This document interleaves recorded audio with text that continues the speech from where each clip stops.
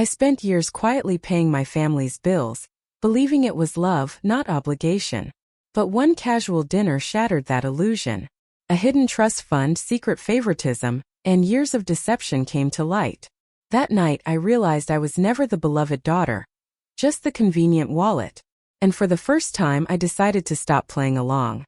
The Sunday dinner at our family's lake house started like any other. My father greeted me with a tight nod, my mother offered her usual polite but distant smile, and my younger sister Megan was already sprawled on the couch, scrolling through her phone. I had barely taken off my coat when Dad tossed a property tax bill onto the coffee table. "It is due next week," he said flatly, as though I were the one responsible by default. No hello. No discussion. Just expectation. I picked it up out of habit. I had been covering these taxes for 5 years. What surprised me was not the bill itself but the casual demand in his voice. And then just as I was about to reply, he exploded. "How could you be so selfish?" he snapped, pacing in front of the fireplace. "Your sister needs that money for her new business. You have more than enough." I froze. Selfish? After everything I had done? I reminded him gently but firmly that I had been paying these bills, along with Megan's car payments, and even helped cover Mom's medical costs when insurance fell short. I listed the vacations I had quietly funded under the pretense of being generous. Still, my father dismissed it all with a wave of his hand.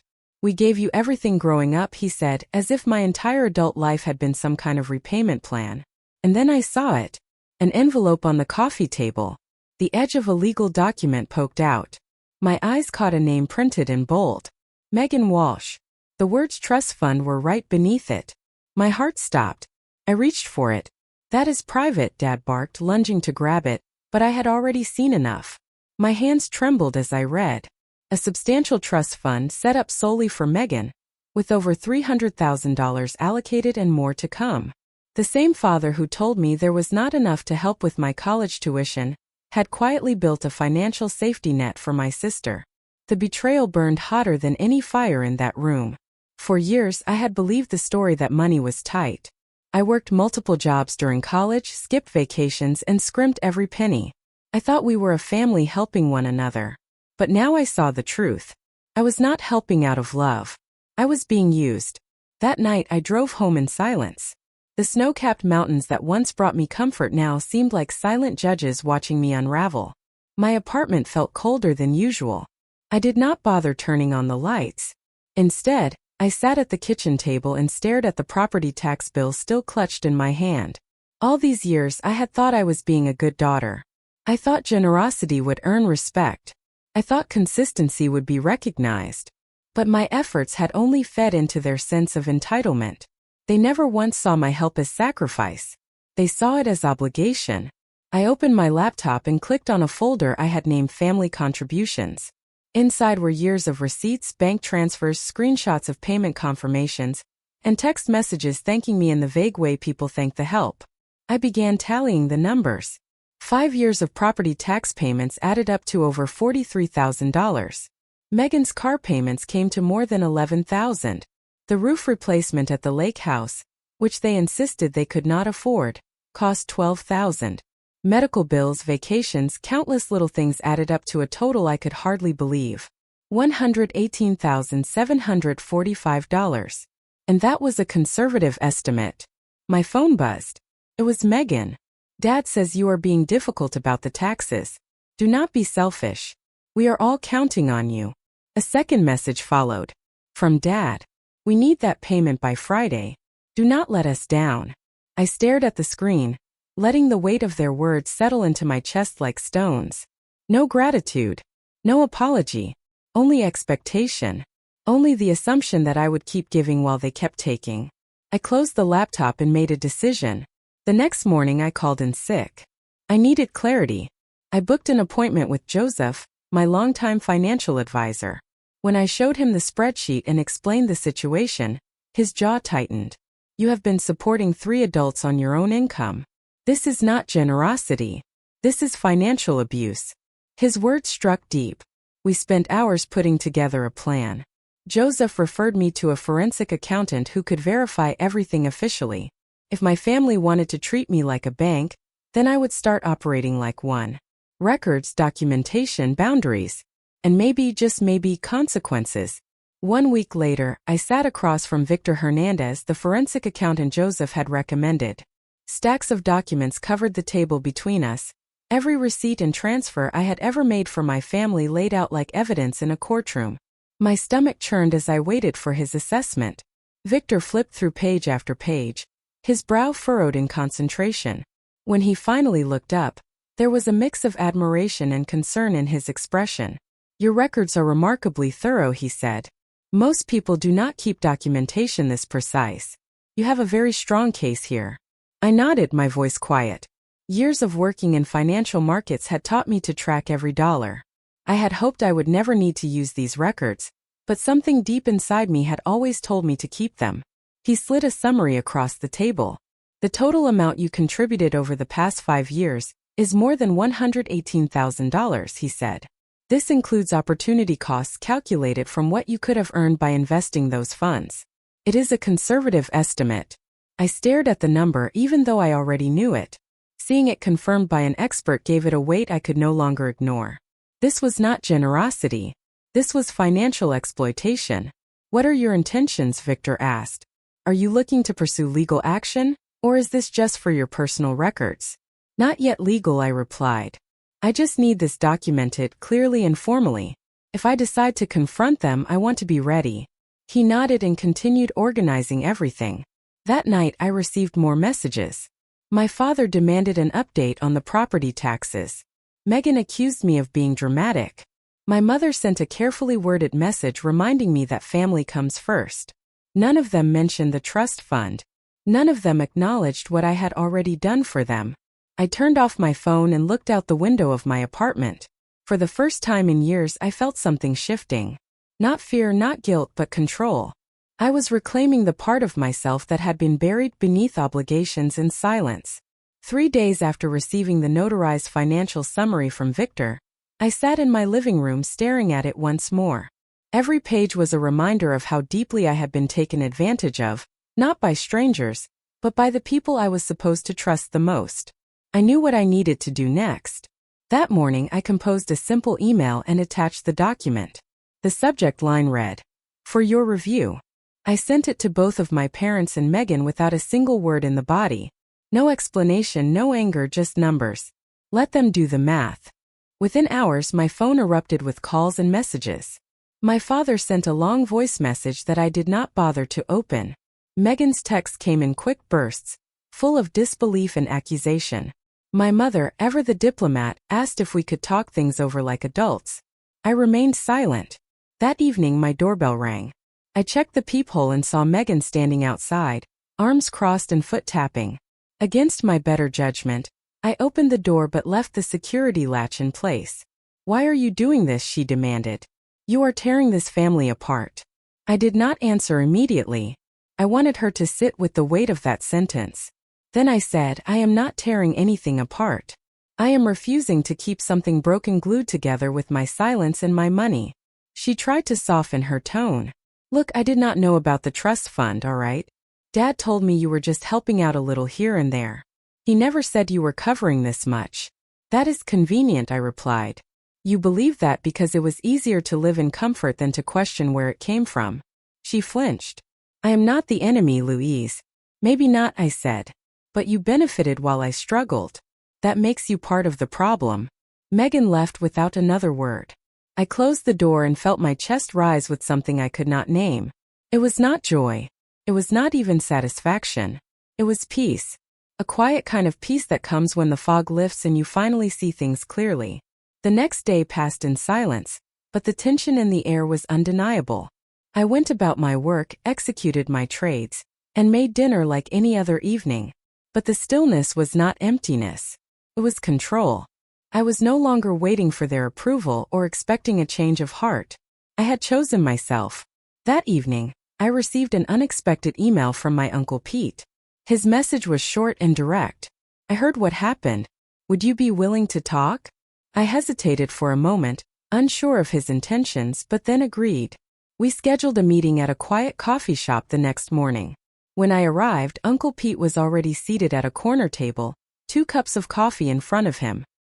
He looked older than I remembered, his hair more gray than before. He stood and gave me a small nod. I wanted to hear your side, he said. Greg has been telling the family that you turned your back on them without reason. But that document you shared, that changes everything. I passed him a printed copy of the financial summary Victor had prepared. He read through it slowly, his eyes widening as he took in each line. This is outrageous, he muttered. You covered their property taxes, paid for vacations, and even medical bills. And they never told anyone. Not once. I never wanted recognition, I said quietly. I just wanted fairness. But instead, they built a trust for Megan in secret while expecting me to fund everything else. Uncle Pete leaned back and crossed his arms. I always suspected there was favoritism, but I did not know it went this far. You have every right to step back. There was a pause before he added, Greg is planning a family meeting this weekend. He wants to explain his side and convince everyone to step in and pressure you. I thought you should know. My stomach turned at the idea of another performance, another attempt to paint me as selfish and cold. But then I looked at the document again. The numbers did not lie. Thank you for telling me, I said. I will be there. Uncle Pete nodded. Good. It is time everyone hears the full truth. I left the cafe more certain than ever. I would no longer allow them to twist the story. The next chapter would be mine to tell, and I would be ready. Saturday arrived with a cold wind and a sky heavy with gray clouds. I dressed in a black pantsuit, the same one I wore during high-pressure client meetings. It made me feel grounded, clear-headed, and strong. I slipped the folder of financial documents into my bag and drove to my parents' house. The living room was filled with relatives when I arrived. My father stood near the fireplace, gesturing animatedly. My mother sat beside Megan on the couch. They both wore anxious expressions, though Megan's was layered with defiance. As I entered, all conversation ceased. Louise, my father said with forced calm, we are glad you could make it. We have some things to clear up. I nodded. So do I. He motioned for me to sit, but I remained standing. I reached into my bag and placed several copies of the financial statement on the coffee table. This, I began, is a detailed record of the financial contributions I have made to this family over the past 5 years. The total exceeds $118,000. That includes property taxes, car payments, vacations, and medical expenses. Gasps and murmurs echoed around the room. My Aunt Catherine reached for one of the documents. Her eyes moved rapidly as she read, then narrowed. Is this accurate, Greg? She asked. My father hesitated. These are private matters, he replied, his voice tight. Private perhaps, but clearly unequal, Uncle Pete interjected. And what is this about a trust fund for Megan? Everyone turned to look at my father, who shifted uncomfortably. We did what we thought was best, he said finally. You mean best for Megan, I corrected. Because at no point did you offer me even a portion of that support. More relatives spoke up, questioning and murmuring among themselves. Megan looked away, her posture tense. I stood firm. I am not asking for pity, I said. I am asking for fairness. I have carried more than my share for years while being told there was nothing to give. That lie ends today. The room was silent. Then Aunt Catherine spoke again, her tone measured. Louise deserves acknowledgement. And she deserves more than that. If she has been paying for this house, she should own part of it. I had not expected such support, but I welcomed it. For the first time in a long while, I felt seen. After the family meeting ended, the room slowly emptied. Some relatives stayed behind to offer quiet words of support, while others left in awkward silence. My father did not say much as he left the room. My mother followed him, eyes red but unreadable. Megan lingered for a moment before finally standing up and walking out without a word. I returned to my apartment that night with a storm of emotions inside me. There was no apology, no acknowledgement from my parents. But the silence had spoken volumes. And for once, I was not the one left doubting my own memories or worth. The following morning, a message from my father appeared on my phone. No greeting, no apology. Just a short sentence. The property taxes are due. I stared at it for several minutes before setting the phone down. I did not respond. Later that day, my mother called. I let it ring twice before answering. Louise, your father is very upset. He feels betrayed. I remained silent. We are trying to keep the house. The taxes are overdue, and the penalties are increasing. You could use some of Megan's trust fund, I replied calmly. My mother sighed. Your father does not see that as an option. That is the problem, I said. He still believes I owe him everything. Louise, we raised you. We supported you when we could. And I supported all of you when you needed it most, I answered. Without question. Without complaint. But no more. She went quiet, then spoke more softly. Your sister did not know about the full amount. She only saw it recently. It shocked her. I waited. I am not interested in who knew what. I am interested in what happens next. That night Megan called. Her voice was not angry. It was hesitant, even shaken. Louise, I saw the documents. All of it. The payments. The trust fund. I had no idea how much you gave up for us. I feel horrible. I listened without speaking. I told Dad I want the trust fund split between us. He refused, of course. But I talked to Uncle Pete and Aunt Catherine. They agreed with me. They are pushing him to make it right. I still said nothing. I was not ready to believe it. But the next day, I received an email from my father's attorney. The property taxes had been paid. The lake house ownership had been updated. I now own 25% of it. The legal notice felt surreal. A formal letter with signatures and notarized stamps confirmed that the vacation house was no longer theirs alone. A quarter of it was now legally mine. The words felt heavier than their weight on paper. Not because of the property itself, but because of what it represented. For the first time in my life, something had been formally acknowledged. Something that could not be taken back or rewritten later. My phone buzzed a few hours later. It was a message from my mother. Your father says this was unnecessary. But I want you to know that I am proud of you. You stood your ground. I stared at the message for a long moment. It was the closest thing to an apology I had ever received from her. I typed a short reply. Thank you. I did not send anything to my father. A few days later Megan called again. Her voice was steadier this time. Louise, I pushed for the ownership change. I thought it was the least we could do. It is not just about the money. It is about everything you have done and how none of us really saw it. I let out a slow breath. I appreciate it, Megan. There was a pause on the line. Then she spoke again. There is more. I asked Dad again to split the trust fund. First he yelled. Said he would not touch a cent. But I brought Uncle Pete and Aunt Catherine with me. They cornered him in his office. He finally agreed to meet with his financial advisor. He is drafting the documents now. I did not know what to say. I had stopped hoping for fairness a long time ago. But this was more than I expected. You did not have to do this, I finally said. I did, she replied. I let it go on for too long. I watched you carry everything and said nothing. This is the start of making it right. The next week the paperwork arrived. The trust fund was being revised. Megan and I would receive equal shares.